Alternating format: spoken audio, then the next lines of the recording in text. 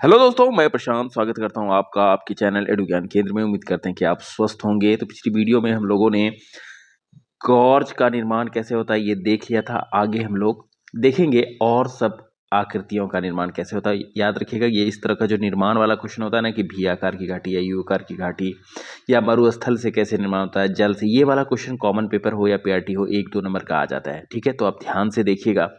उससे पहले मेरा आपसे रिक्वेस्ट होगा कि अगर आप ये वीडियो पहली बार देख रहे हैं तो भाई के चैनल से जुड़ना मत भूलिएगा, क्योंकि यहाँ पे आपको ना केवल कंटेंट बल्कि रणनीति भी दिया जाएगा कि कैसे आप अच्छा स्कोर कर पाएंगे एग्जाम में। ठीक है, और डिस्क्रिप्शन में जो आपको टेलीग्राम चैनल का लिंक मिलेगा उससे जुड़ना मत भूलिएगा। तो चलिए शुरू करते हैं। क्या कह रहा है देखिए, लटकती घाटियां, यू आकार की घाटियां एवं मोरेन हिमानी क्षेत्र में बनते हैं। आपसे ये क्वेश्चन पूछ देगा एग्जाम में कि लटकती घाटियां किन क्षेत्र में बनती हैं या किन क्षेत्र में इनका निर्माण होता है। तो आप क्या देखेंगे, हिमानी क्षेत्र में इनका निर्माण होता है। चाहे यू आकार की घाटी दे दे या मोरेन दे दे, हो सकता है कि मोरेन का निर्माण किस क्षेत्र में होता है, तो आप क्या बोलेंगे, मोरेन का निर्माण हिमानी क्षेत्र में होता है। आगे देखिए, आगे कह रहा है कि यू आकार की घाटियां तल चौड़े व किनारे चिकने और ढाल तीव्र होती हैं। अगर ऐसा भी क्वेश्चन दे दिया कि यू आकार की घाटियां और नीचे उसका विशेषता दे दिया, तो ये तीनों विशेषता रहेगा तो आप वन ऑफ द अबव मार दीजिएगा। यही वो क्वेश्चन है जिसमें आप कंफ्यूज जाते हैं, लेकिन आपको कंफ्यूज नहीं होना है, कॉन्सेप्ट आपने साथ लेके जाना है। कोई भी क्वेश्चन आपको डरा नहीं पाएगा। यू आकार के घाटी के तल चौड़े, देखिए यू आकार का घाटी का तल जो होगा ना वो चौड़ा होगा, नीचे चौड़ा होगा, तल चौड़े, किनारे चिकने, उसका जो किनारा होगा, साइड वाला किनारा जो होगा वो चिकना होगा, और ढाल तीव्र होगा। तीव्र मतलब ऐसा ढाल होगा, एकदम तीव्र ढाल होगा। ठीक है, जल निर्गत छिद्र, सिंक होल और कास्ट मैदान चूना क्षेत्र के स्थलाकृति में पाए जाते हैं। देखिए कितना इंपॉर्टेंट है।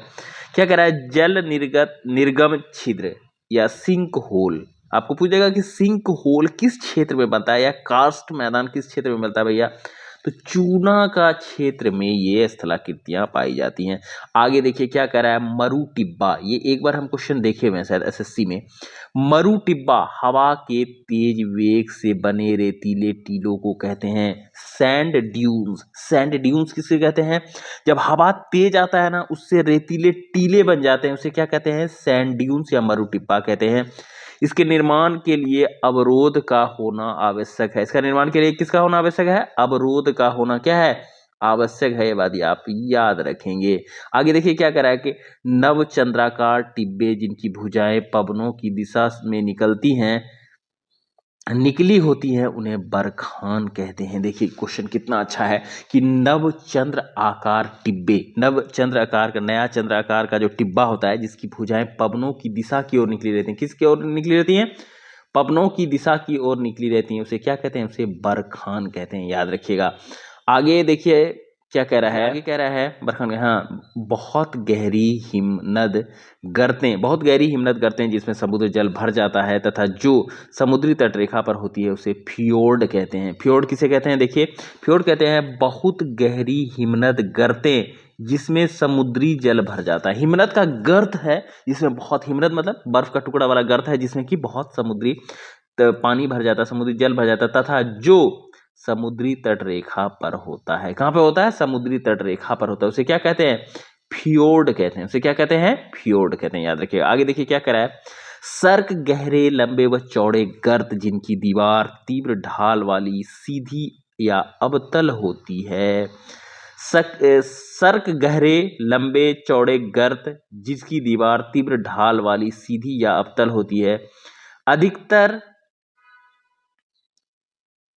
सर्क हिमनद, देखिए अधिकतर सर्क हिमनद घाटियों के शीर्ष पर पाए जाते हैं। अधिकतर सर्क हिमनद कहाँ पाए जाते हैं भैया, अधिकतर सर्क हिमनद घाटियों के शीर्ष पर पाए जाते हैं। याद रखिएगा कि जो अधिकतर सर्क हिमनद है वह घाटियों के कहाँ, शीर्ष, ऊंचाई पे, सबसे ऊंचाई पे पाया जाता है। हिमनद के पिघलने पर जल से भरी सर्क को सर्क झील या टार्न झील कहते हैं। कितना इंपॉर्टेंट है देखिए कि हिमनद के पिघलने पर जल से भरी सर्क, को, जल से भरी सर्क को सर्क झील क्या कहता है? हिमनद जब पिघल गया, जल से भरा वो सर्क जो है उसमें उसको क्या कहते हैं? सर्क झील कहेंगे या क्या कहेंगे? टार्न झील कहेंगे। याद रखिएगा, ये सब स्थलाकृति आता है, आप क्वेश्चन में देख लीजिएगा एग्जाम में, ऐसे MPYQ कराएंगे तो उसमें भी आपको मिल जाएगा। सर्क के शीर्ष पर अपर्दन होने से हॉर्न निर्मित होता है। आपको पूछ देगा कि हॉर्न का निर्माण कहाँ पर होता है? तो सर्क के अपर्दन से, सर्क के शीर्ष पर अपर्दन होने से, सर्क के शीर्ष पर अपर्दन होने से किसका निर्माण होता है? तो हॉर्न का निर्माण होता है। आल्प्स पर्वत की चोटी मैटर हॉर्न तथा हिमालय पर्वत की चोटी छोटी एवरेस्ट वास्तव में हॉर्न है जो सर्क के शीर्ष अपर्दन से निर्मित है। देखिए कितना इंपॉर्टेंट है, उतना तो छोड़िए, आपको पूछ देगा कि मैटर हॉर्न किससे संबंधित है, आपको पता ही नहीं होगा तो कैसे बनेगा?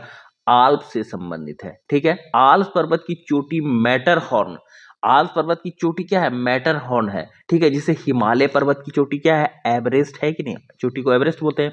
उसी तरह आल्प्स पर्वत की चोटी क्या है? मैटर हॉर्न है।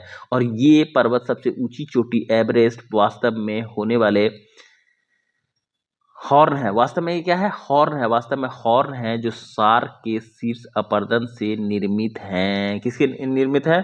सार्क के शीर्ष अपर्दन से निर्मित हैं। याद रखिएगा, मैटर हॉर्न किसका है? तो आल्प्स का है। एवरेस्ट किसका है? तो हिमालय का है। लगातार अपर्दन से सर्क के दोनों तरफ दीवारें तंग हो जाती हैं। लगातार अपर्दन से क्या होगा? सर्क के दोनों तरफ दीवारें तंग हो जाती हैं और इसका आकार कंघी या आरी के समान कटकों के रूप में हो जाता है। कंघी या आरी का जैसे होता है ना, ऐसे कटकों के रूप में, ऐसे ऐसे ऐसे ऐसे कटा, तो उसके जैसा या ऐसे समझ सकते हैं इसको, ऐसे ऐसे आरी हो जाती, रूप में हो जाती है, जिसे अरेत क्या कहते हैं? अरेत, अरेत कहते हैं। तीक्ष्ण कटक कहते हैं। इन पर चढ़ना असंभव है। आपसे क्वेश्चन पूछ सकता है कि किन पर चढ़ना असंभव है? तो अरेत पर चढ़ना असंभव है। ये किस तरह का होता है? तो यह कंघी के आकार का होता है। याद रखिएगा। अगला देखिए, सागरीय जल तरंग द्वारा निर्मित तट रेखा के प्रकार। सागरीय जल के द्वारा निर्मित जो है तट रेखा, उसका कितना तरह का प्रकार है? पहले देखिए फियर्ड तट। फियर्ड तट क्या? देखिए, किसी हिमानीकृत उच्च भूमि के सागरीय जल, किसी हिमानीकृत उच्च भूमि के सागरीय जल के नीचे धंस जाने से फियर्ड तट का निर्माण होता है। देखिए फियर्ड तट का निर्माण कैसे होता है? किसी हिमानीकृत उच्च भूमि, हिमानीकृत मतलब उच्च, ऊंचा जगह है जिसमें हिमानी क्या हुआ? छाया हुआ है, मतलब बर्फ जमा हुआ है। भूमि के सागरीय जल के नीचे धंस जाने से क्या होता है? उसमें उच्च भूमि के सागर का जो जल है वो नीचे धंस गया है, नीचे धंस गया तो उससे जो निर्माण हो जाएगा, उससे क्या इसका निर्माण हो जाएगा? फियर्ड तट का निर्माण हो जाएगा। इसके किनारे खड़ी दीवार के समान होते हैं। इसके किनारे कैसे होते हैं? खड़ी दीवार के समान होते हैं। उदाहरण के लिए नॉर्वे का तट फियर्ड तट का उदाहरण है। नॉर्वे का तट आपसे क्वेश्चन पूछ सकता है, नॉर्वे का तट किस तट का उदाहरण है? तो नॉर्वे का तट किसका तट उदाहरण है? फियर्ड तट का उदाहरण है। ये बात आप याद रखिएगा। दूसरा है रिया तट। नदियों द्वारा अपरदित उच्च भूमि के धंस जाने से रिया तट का निर्माण होता है। नदियों द्वारा अपरदित उच्च भूमि, नदी जब आता है तो आपको पता होगा कि अपने साथ वो कंकड़ पत्थर भी लाता है, और वो कंकड़ पत्थर जब पहाड़ या रास्ते में मिट्टी उट्टी किसी से भी पड़ते हैं तो उसको क्या कर देते हैं? अपरदित कर देते हैं, मतलब उसको अपने साथ तोड़ते खोड़ते हुए ले जाते हैं। इससे उसके क्या होता है? स्थलाकृति में चेंज हो जाता है कि नहीं? बार बार नदी किसी से जाता आता नहीं देखते हैं, घिस जाना इसको कहते हैं, वही हो जाता है। तो ये कहता है नदियों द्वारा अपरदित उच्च भूमि। उच्च भूमि जब नदियों, तो कोई ऊंचा भूमि है लेकिन बार बार नदी आ रहा है तो क्या हो गया? उसमें अपरदित हो गया, वह कट छट गया के धस जाने से, वो धस गया, कट छट गया, धस गया, रिया तट का निर्माण होता है। किसका तट का निर्माण हो जाता है? रिया तट का निर्माण होता है। आपसे क्वेश्चन पूछा जाएगा रिया तट का निर्माण कैसे होता है? तो आपका आंसर होगा नदी द्वारा अपरदित उच्च भूमि के धस जाने से। नदी द्वारा अपरदित, ये किसके द्वारा अपरदित है? नदी द्वारा अपरदित है, याद रखिएगा। इसकी गहराई समुद्र की ओर क्रमशः बढ़ती जाती है। इसकी गहराई क्या होता है? समुद्र की ओर क्रमशः बढ़ता जाता है, क्योंकि जैसे जैसे नदी समुद्र की तरफ जाएगा उसका फोर्स और ज्यादा होगा, तो वो क्या करेगा? और अपरदित करते जाएगा और गहरा करते जाएगा इसको। प्रायद्वीपीय भारत के पश्चिमी तट का उत्तरी भाग रिया तट का उदाहरण है। प्रायद्वीपीय भारत का पश्चिमी तट, देखिए प्रायद्वीपीय भारत आप समझ रहे हैं ना, ये हो गया, इधर हो गया क्या? पूर्वी तट, इधर हो गया क्या? पश्चिमी तट। याद रखिएगा, ये वाला ईस्ट हो गया, ये वाला वेस्ट हो गया, वेस्टर्न घाट और ईस्टर्न घाट, ईस्टर्न घाट और वेस्टर्न घाट। ठीक है, क्या कह रहा है? प्रायद्वीपीय घाट का पश्चिमी तट, ये पश्चिमी तट का उत्तरी भाग, पश्चिमी तट का उत्तरी भाग, ये वाला ये वाला ये वाला, ये इधर पश्चिमी तट है कि नहीं है, यहाँ पश्चिमी तट का ऊपरी भाग रिया तट का उदाहरण है। आपको पूछ जाएगा कि पश्चिमी तट का उत्तरी भाग किस प्रकार के तट का उदाहरण है, तो आपका आंसर होगा कि रिया तट का उदाहरण है। देखिए हम लोग देखेंगे हैपा तट। हैपा तट क्या है भैया? हैपा तट सागरीय तटीय भाग में किसी निम्न भूमि के डूब जाने से निर्मित तट को हैपा तट कहते हैं। क्या कहते हैं? देखिए, सागरीय तटीय भाग में किसी निम्न भूमि के डूब जाने से क्या हुआ? सागर के तट के पास कोई जगह है वो डूब गया, समुद्र के पानी में डूब गया भैया। अब वहां पे किसका निर्माण हो गया? तट का निर्माण हो गया। तो इस तरह के तट का को हम लोग क्या कहेंगे? हैपा तट कहेंगे। सागरीय तटीय भाग किसी निम्न भूमि के डूब जाने से, किसी निम्न भूमि से क्या हो गया? सागरीय तटीय भाग में, ये देखिए सागर के तटीय भाग में किसी निम्न भूमि को डूब गया, पानी का स्तर बढ़ गया, निम्न भूमि डब गया, तो उससे किसका निर्माण हो जाएगा? हैपा तट का निर्माण हो जाएगा। ठीक है, इस पर धीरा रोधिकाओं, देखिए क्या कह रहा है? इस पर रोधिकाओं की समांतर श्रृंखला मिलती है। इस पर रोधिकाओं की क्या मिलती है? समांतर श्रृंखला मिलती है, जिससे सागरीय जल घिर कर लैगून झीलों का निर्माण कर लेता है। इस पर रोधिकाओं की समांतर श्रृंखला मिलती है। रोधिकाओं का क्या मिलता है? समांतरण श्रृंखला मिलता है। रोधिकाओं की समांतरण श्रृंखला मिलता है, जिससे सागरीय जल घिर कर लैगून झीलों का निर्माण करता है। आपको पूछेगा कि लैगून झील का निर्माण कहाँ होता है? लैगून झीलों का निर्माण कहाँ होता है? तो हैपा तट के पास होता है, निर्माण होता है। यूरोप का बाल्टिक तट हैपा तट का अच्छा उदाहरण है।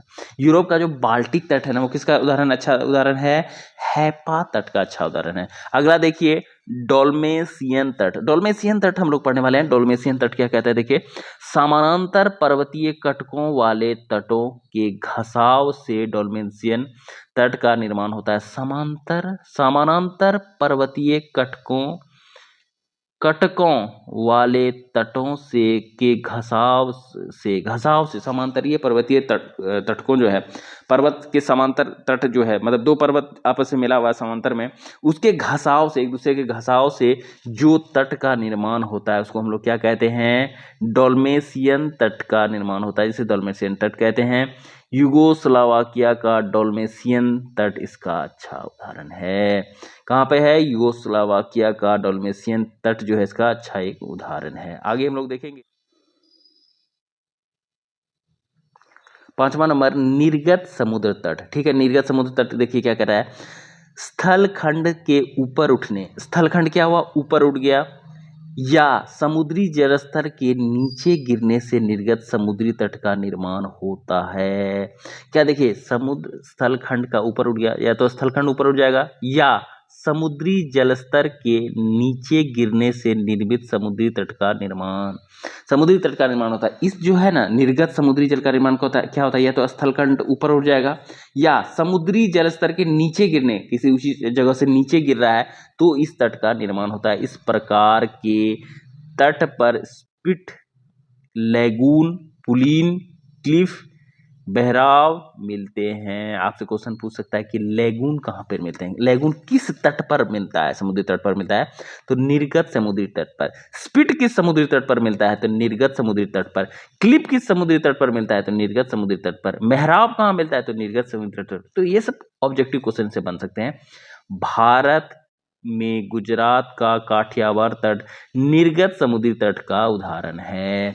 आपसे क्वेश्चन पूछ सकता है, अगर वो टफ बनाना चाहेगा, तो भारत में निर्गत तट कहाँ स्थित है? तो आप मारेंगे गुजरात का काठियावाड़ तट जो है। पहला तो काठियावाड़ तट कहाँ पर है, ये भी आपका एक क्वेश्चन बन जाता है कि काठियावाड़ तट कहाँ है, तो गुजरात में है। ठीक है, गुजरात का काठियावाड़ तट क्या है? निर्गत तट का, समुद्री तट का एक उदाहरण है, याद रखिएगा। आगे हम लोग वन देखने वाले हैं, जो काफी इंपॉर्टेंट है। इस बार पीआरटी में भी क्वेश्चन आ चुका है इससे। वन निम्न प्रकार के होते हैं। वन के कितने प्रकार हैं, ये आप ध्यान में रखिएगा। वन का पहला प्रकार है उष्णकटिबंधीय सदाबहार वन। उष्णकटिबंधीय सदाबहार वन, ठीक है। Tropical evergreen rain forest. क्या है? Tropical evergreen rain forest. आप इंग्लिश हिंदी दोनों में नाम याद रखेंगे, कभी कभी हिंदी में भी इंग्लिश लिखा हुआ ही दे देगा। इस प्रकार का वन विषुवत रेखीय प्रदेश, कहाँ पे? विषुवत रेखीय प्रदेश और उष्णकटिबंधीय प्रदेशों में पाया जाता है। देखिए इसीलिए जब हम आपको ये सब बता रहे थे ना कि विषुवत रेखीय कौन सा होगा, उष्णकटिबंधीय कौन सा होगा, तो उस समय आपको समझाए थे कि अगर ये नहीं समझ पाइएगा तो आगे इसको नहीं समझ पाइएगा। ज्योग्राफी बहुत टेक्निकल है, अगर आप समझ गए तो इससे आसान चैप्टर कोई नहीं है, और अगर आप नहीं समझ पाए तो इससे टफ भी कुछ नहीं है। तो देखिए यहाँ पे आ गया कि इस प्रकार वन विषुवतीय प्रदेश तथा उष्णकटिबंधीय प्रदेशों में पाए जाते हैं। ठीक है, आपसे क्वेश्चन डायरेक्ट यहीं से बन जाता है कि ट्रॉपिकल एवरग्रीन रेन फॉरेस्ट किस क्षेत्र में पाए जाते हैं। तो विषुवत रेखीय, याद रखिएगा, विषुवत रेखीय में पाए जाते हैं और उष्णकटिबंधीय प्रदेशों में पाए जाते हैं जहां 200 सेंटीमीटर से अधिक वर्षा होती है। यहाँ पेड़ों की पत्तियां चौड़ी होती हैं। हर एक पॉइंट को ध्यान में रखते हुए चलिए कि रेन फॉरेस्ट, नाम ही से स्पष्ट हो रहा है कि रेन फॉरेस्ट मतलब यहाँ पे क्या होना चाहिए, रेन ज्यादा होना चाहिए, तभी ये एग्जिस्ट कर पाएगा, तभी वहाँ सर्वाइव कर पाएगा। तो रेन अब है कि दूसरा सवाल कि कितना ज्यादा होना चाहिए, तो 200 सेंटीमीटर से अधिक होना चाहिए, ठीक है, तब ये सर्वाइव कर पाएगा। और तीसरा कि यहाँ की पत्तियां चौड़ी होती हैं। पीआरटी में इस तरह का क्वेश्चन था कि कहाँ की पत्तियां चौड़ी पाई जाती हैं, किस वन की पत्तियां चौड़ी पाई जाती हैं, तो आपको ध्यान में रखना है कि कहाँ की पत्तियां चौड़ी पाई जाती हैं, उष्णकटिबंधीय सदाबहार वन। एनाकोंडा विश्व का सबसे बड़ा सांप उष्णकटिबंधीय सदाबहार वन में ही पाया जाता है। देखिए एनाकोंडा, पिक्चर वगैरह में भी आप सुने होंगे इसका नाम सांप का। यह विश्व का सबसे बड़ा सांप है जो उष्णकटिबंधीय सदाबहार वन में ही पाया जाता है। कहाँ पे पाया जाता है, तो उष्णकटिबंधीय सदाबहार वन में ही ये पाया जाता है। आगे देखिए क्या कह रहा है, उष्णकटिबंधीय अर्ध पतझड़ वन, ट्रॉपिकल सेमी डेसिसियस डेसिड्यूस, हाँ देखिए उष्णकटिबंधीय अर्ध पतझड़ one, tropical semi deciduous forest, 150 centimetre से कम वर्षा प्राप्त वाला वन, साल, सागवान, बांस आदि इसी वन में पाए जाते हैं। देखिए ये जो उष्णकटिबंधीय अर्ध पतझड़ वन है, यहाँ पे वर्षा कितना होना चाहिए, 50 सेंटीमीटर से कम वाला क्षेत्र है जहां पर ये वन पाया जाता है। ठीक है, ये वह वर्षा के अकॉर्डिंग उसका ये डिवाइड कर दिए हैं। साल, सागवान, बांस आदि इसी वन में पाए जाते हैं। काफी इंपॉर्टेंट क्वेश्चन है, काफी इंपॉर्टेंट ये पॉइंट है, इससे क्वेश्चन बनता है कि साल, सागवान और बांस, सागवान और बांस, ठीक है, साल, सागवान और बांस आदि इसी वन में पाए जाते हैं। हमसे डायरेक्ट क्वेश्चन पूछ देगा कि सागवान का वृक्ष किस प्रकार के वन में पाया जाता है, तो ट्रॉपिकल सेमी डेसिसियस डेसिडुअस फॉरेस्ट में। कहाँ पे पाया जाता है, ट्रॉपिकल सेमी डेसिडुअस फॉरेस्ट में पाया जाता है। पूछ देगा बांस तो इसी में होगा, पूछ देगा सागवान, साल, कोई भी पूछ देगा इसी में होगा। तीसरा देखिए विषुवत रेखीय वन, तीसरा कौन सा है, विषुवत रेखीय वन, इन वनों में वृक्ष और झाड़ियों का मिश्रण होता है। पहला क्वेश्चन तो यही पूछ देगा कि किस प्रकार के वन में वृक्ष और झाड़ियों का मिश्रण होता है, तो आपका होगा विषुवत रेखीय वन। किस प्रकार के वन, विषुवत रेखीय वन, इसमें वृक्ष और झाड़ियों का मिश्रण होता है। जैतून, कॉर्क, ओक यहाँ के मुख्य वृक्ष हैं। याद रखिए सब काफी इंपॉर्टेंट क्वेश्चन है, इसी से टॉपिक है, पॉइंट है, इसी से क्वेश्चन बन जाएगा कि जैतून किस प्रकार के वन में पाए जाते हैं, तो आपका होगा विषुवत रेखीय वन। कॉर्क कहाँ पाए जाते हैं, तो विषुवत रेखीय वन। ओक, ये सब जो इतना भी ये एग्जांपल लूसेंट में दिया हुआ है, डिक्टो यहाँ से क्वेश्चन आ जाता है। तो आगे हम लोग देखने वाले हैं क्या कह रहा है, चौथा नंबर देखिए, चौथा नंबर कह रहा है टैगा, टैगा वन कहाँ पे पाए जाते हैं, ये देखिए टैगा वन, तो टैगा वन पाए जाते हैं, ये सदाबहार वन है। इन वन के वृक्ष की पत्तियां नुकीली होती हैं। टैगा वन का वृक्ष का पत्तियां कैसा होता है, नुकीला होता है। चौथा है टुंड्रा वन, ठीक है, टुंड्रा वन क्या कह रहा है, देखिए ये बर्फ से ढका रहता है। गर्मी में यहाँ मॉस तथा लाइकेन उगते हैं। ये बर्फ से ढका, हो सकता है कि आपको पूछ दे कि कौन सा वन बर्फ से ढका रहता है, तो आपका आंसर होगा टुंड्रा वन बर्फ से ढका रहता है। कहाँ पर गर्मी में मॉस और लाइकेन उगते हैं, तो टुंड्रा वन में गर्मी में मॉस और लाइकेन उगते हैं। अगला है पर्वतीय वन, यहाँ की पत्ती, यहाँ की चौड़ी पत्ती वाले शंकुधारी वृक्ष पाए। ये तो काफी इंपॉर्टेंट पॉइंट है कि शंकुधारी वृक्ष, पीआरटी में यही क्वेश्चन था शायद से कि शंकुधारी वृक्ष के जो वन है, मतलब वृक्ष है, वो किस प्रकार के वन में पाए जाते हैं। शंकुधारी वृक्ष जो है वो किस वन में पाए जाते हैं, चौड़ी पत्ती वाले शंकुधारी वृक्ष कहाँ पाए जाते हैं, पर्वतीय वन में पाए जाते हैं। याद रखिएगा। आगे हम लोग देखेंगे घास के मैदान। देखिए घास के मैदान में क्या है, घास के मैदान में है कि घास भूमियों को 2 वर्गों में विभाजित किया गया है। घास भूमियों को कितने वर्ग में विभाजित किया गया है? 2 वर्गों में विभाजित किया गया है। पहला है उष्णकटिबंधीय घास भूमियां। उष्णकटिबंधीय घास भूमियां में क्या है देखिए, इसे अलग अलग देशों में अलग अलग नाम से जाना जाता है। क्या होता है? इसे अलग अलग देश में अलग अलग नाम से जाना जाता है। सवाना, आपको डायरेक्ट नाम याद रख लेना। सवाना कहाँ पे? अफ्रीका में। पंपोस कंपोज कहाँ पे? ब्राजील में। लानोस कहाँ पे? वेनेजुएला में और कोलंबिया में। ठीक है, याद रखना आपको direct, savanna Africa, savanna Africa, savanna Africa. कंपोज कहाँ पर? ब्राजील में। ठीक है, फिर लानोस कहाँ पे है? लानोस वेनेजुएला में है। ठीक है, अगला देखिए क्या कह रहा है। अगला है शीतोष्ण कटिबंधीय घास भूमियां। इसे निम्न नाम से जाना जाता है। इसे किसे निम्न नाम से जाना जाता है? प्रेयरी काफी इंपॉर्टेंट है। संयुक्त राज्य अमेरिका व कनाडा। डायरेक्ट क्वेश्चन बन जाता है कि प्रेयरी घास के मैदान कहाँ पर पाए जाते हैं? संयुक्त राज्य अमेरिका। या फिर मिलान करने आ जाएगा प्रेयरी और वहां पे साइड में रहेगा संयुक्त राज्य अमेरिका। तो ये आप ध्यान में रखिएगा। पंपास, दोनों काफी इंपॉर्टेंट है। पंपास अर्जेंटीना, वेल्ड दक्षिण Africa, downs Australia, steppe Asia Ukraine. यही सब वर्ल्ड ज्योग्राफी का पार्ट हो जाता है कभी कभी। ठीक है, ऐसे तो ये है फिजिकल में, लेकिन कभी कभी इसमें ये वर्ल्ड के बारे में भी है, तो इसलिए वर्ल्ड ज्योग्राफी से भी रिलेटेड हो जाता है। तो लोग इसको इग्नोर करके चलते हैं, पर आपको रिस्क नहीं लेना है, पता नहीं क्या आ जाए। और इस बार कंपटीशन भी हाई होने वाला है, तो ये सबको आप आराम से लिख लेंगे कॉपी में। जैसे प्रेयरी लिखे, प्रेयरी, फिर साइड में लिख लीजिए संयुक्त राज्य अमेरिका और कनाडा, रटे इसको। पंपास, ये सब जो सब इंपॉर्टेंट है, प्रेयरी, पंपास, डाउन्स, यहाँ पे फिर देखिए सवाना, कंपोज, ये सब जो है, लानोस, ये सब इंपॉर्टेंट है। इसको लिख के आपको याद कर लेना है। आगे महाद्वीप है। ठीक है, आप मुझे कमेंट में बताइएगा कि महाद्वीप पढ़ाना है आपको वर्ल्ड ज्योग्राफी, या फिर हम लोग डायरेक्ट चल जाएंगे जलमंडल, उतना कुछ खास इंपॉर्टेंट है वायुमंडल पे। ठीक है, अगर आप बोलेंगे कि महाद्वीप पढ़ाना है तो महाद्वीप पढ़ा देंगे, ये थोड़ा लेंदी होगा और थोड़ा सा इससे कम क्वेश्चन रहता है, इसलिए हम इसको स्किप करके डायरेक्ट वायुमंडल में जाना चाहते हैं। बाकी आप अगर बोलेंगे तो हम आपको पढ़ा भी देंगे। और इसमें ये याद रख लीजिएगा बस कि कितना महाद्वीप है, तो 7 महाद्वीप है। हो सकता है पीआरटी में पूछ देगी इसमें से कौन सा महाद्वीप नहीं है, तो ये बस आप याद रख लीजिएगा। तो उम्मीद करते हैं कि ये वीडियो आपको अच्छा लगा होगा। अगर अच्छा लगा है तो लाइक कीजिए, और चैनल पे नए हैं तो अपने भाई से जुड़ना मत भूलिएगा। मिलते हैं नेक्स्ट वीडियो में, तब तक के लिए जय हिंद।